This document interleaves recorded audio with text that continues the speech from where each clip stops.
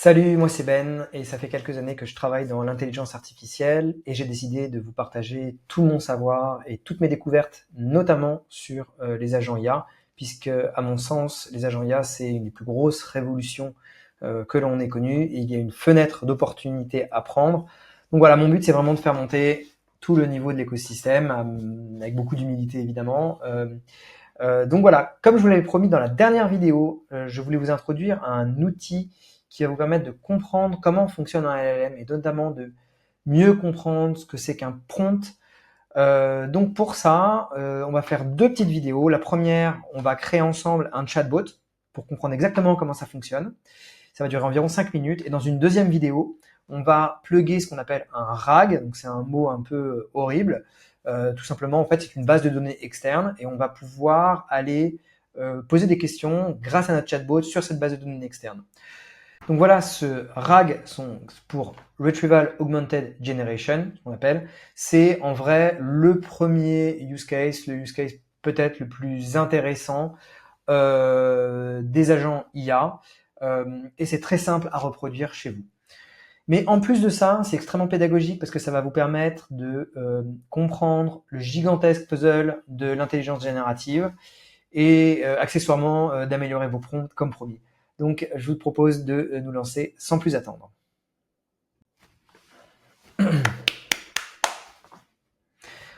Donc l'outil que je voulais vous présenter aujourd'hui, il s'appelle Langflow, c'est un outil low-code.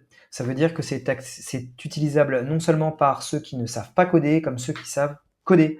Et ça permet vraiment de comprendre l'IA générative, puisqu'en fait, c'est un outil qui fonctionne avec des composants un peu comme N8N, mais vraiment purement dédiés à l'intelligence générative.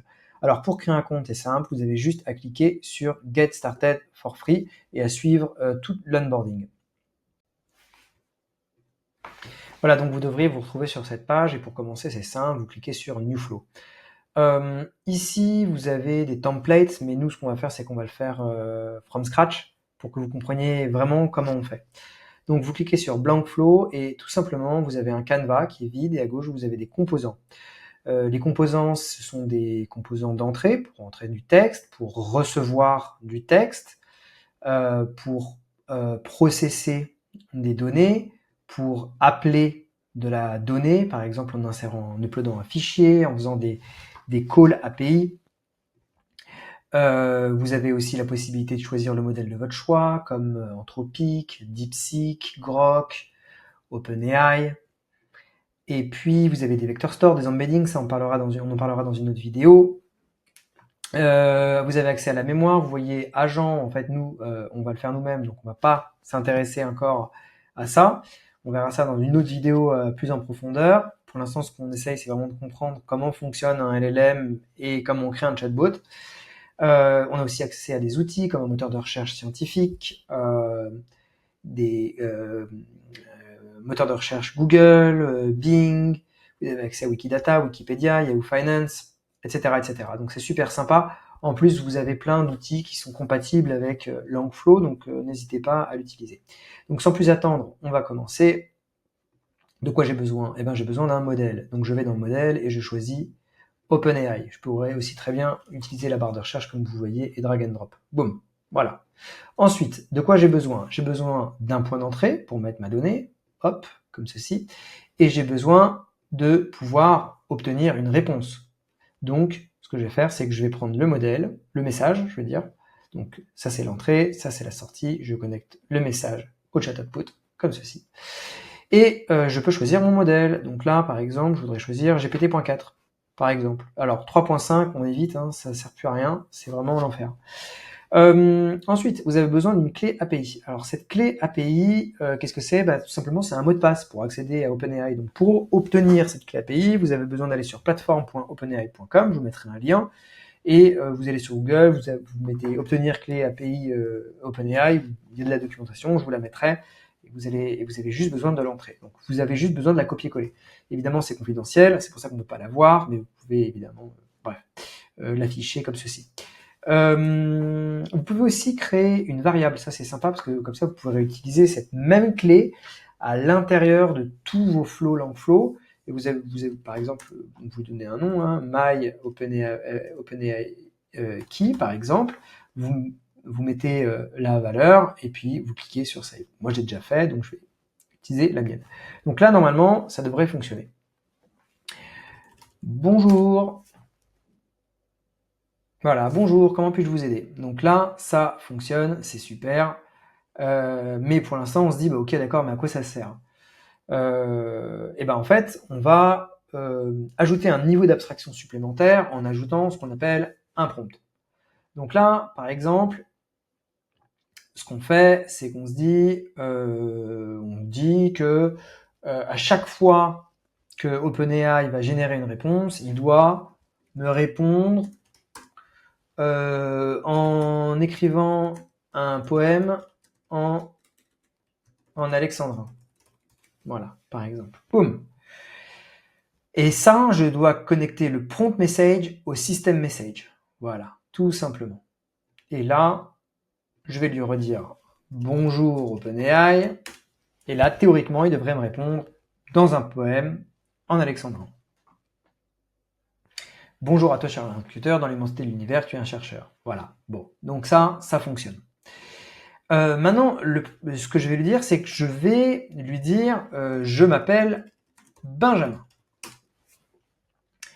Le problème, en fait, que je suis en train de vous montrer, c'est qu'en fait, il ne se souvient pas, en fait, il ne possède pas de mémoire. Puisqu'en fait, c'est nous qui créons. Donc, en fait, on crée toutes les briques comme on veut. Donc là, il va me répondre.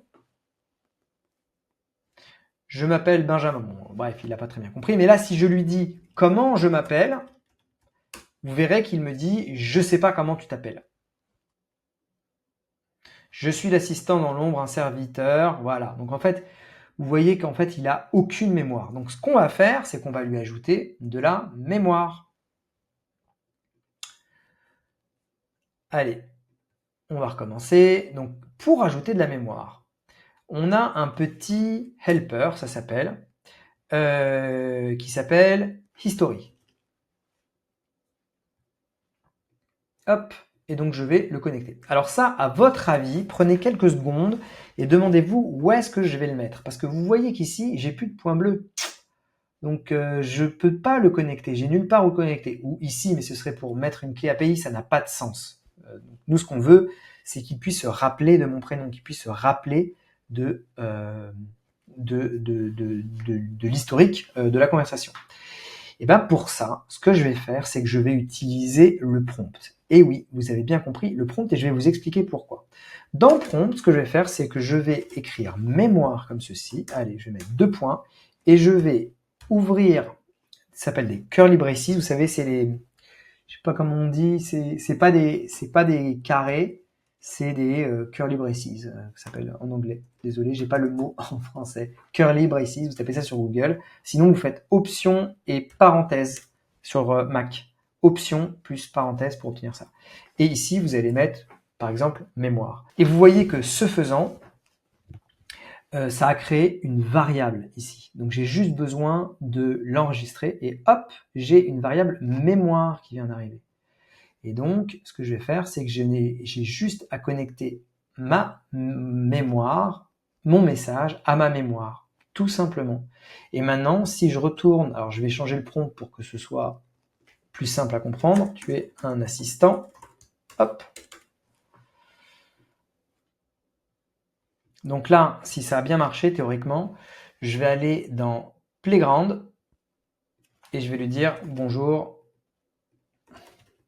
je m'appelle Benjamin. Donc là, normalement, il va me dire bonjour Benjamin, mais s'il se rappelle vraiment de moi, si je lui demande comment je m'appelle, il doit me dire tu t'appelles Benjamin.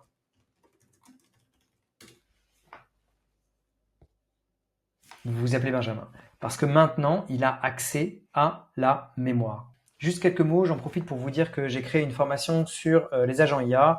La formation, elle s'adresse à toutes les personnes qui sont intéressées, qui ne savent pas par où commencer. Et le but, c'est vraiment de vous montrer la méthode pour créer un agent IA de 0 à 1. C'est vraiment mon playbook que je suis en train de créer. Et c'est la formation que j'aurais voulu avoir quand j'ai commencé.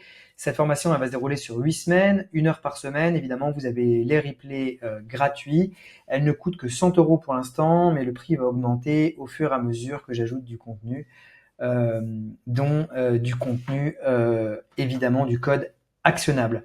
Donc n'hésitez pas, je vous mets le lien dans la description, n'hésitez pas à on a juste ajouter la mémoire. Mais la question que vous vous posez, c'est mais je comprends pas pourquoi la mémoire, elle va dans le prompt, ça n'a pas de sens. Et en fait, pour ça, il faut comprendre comment les LLM fonctionnent. Et c'est justement le point sur lequel je voulais vous amener petit à petit. En fait, dans Langflow, vous avez un message que vous envoyez dans un input. Ensuite, ce qu'il vous dit, c'est OK, si tu veux rajouter un prompt, tu dois le mettre dans le système message. Mais en fait, pour ça, il faut comprendre ce que c'est que le système message. En théorie, ce sont des instructions. Donc, on a l'impression, nous, que ce sont deux choses qui sont séparées. Mais en fait, pas du tout. Le message et le prompt, en réalité, tout va dans un texte. Donc, il n'y a rien de... En fait, vous allez envoyer un message, ce message va être concaténé avec le prompt et le système message, et c'est l'ensemble de ce texte qui va être envoyé à OpenAI. Donc c'est un petit peu trompeur. Avant, dans les précédentes versions, d'ailleurs, de Langflow, ça n'était pas comme ça. C'était vraiment comme ça, où on mettait tout dans le prompt. Aujourd'hui, c'est plus le cas, parce qu'ils se sont dit que c'était plus simple pour les utilisateurs, mais la réalité, c'est que c'est comme ça que ça fonctionne. Et donc, dans notre cas, si on veut rajouter la mémoire, eh ben la mémoire, il faut la rajouter également ici. En fait, il faut tout rajouter dans le prompt. Donc en fait, on insère le message dans le prompt, le système message fait partie du prompt et la memory fait partie du prompt. Voilà comment ça fonctionne. Écoutez, j'espère que vous avez bien compris. Voilà, on a réalisé ce petit chatbot qui est capable de parler, tout simplement. Ce que je vous propose, c'est que dans une deuxième vidéo, on s'attache à mettre une base de données externe et on va apprendre à lui demander des informations. Voilà, à très vite.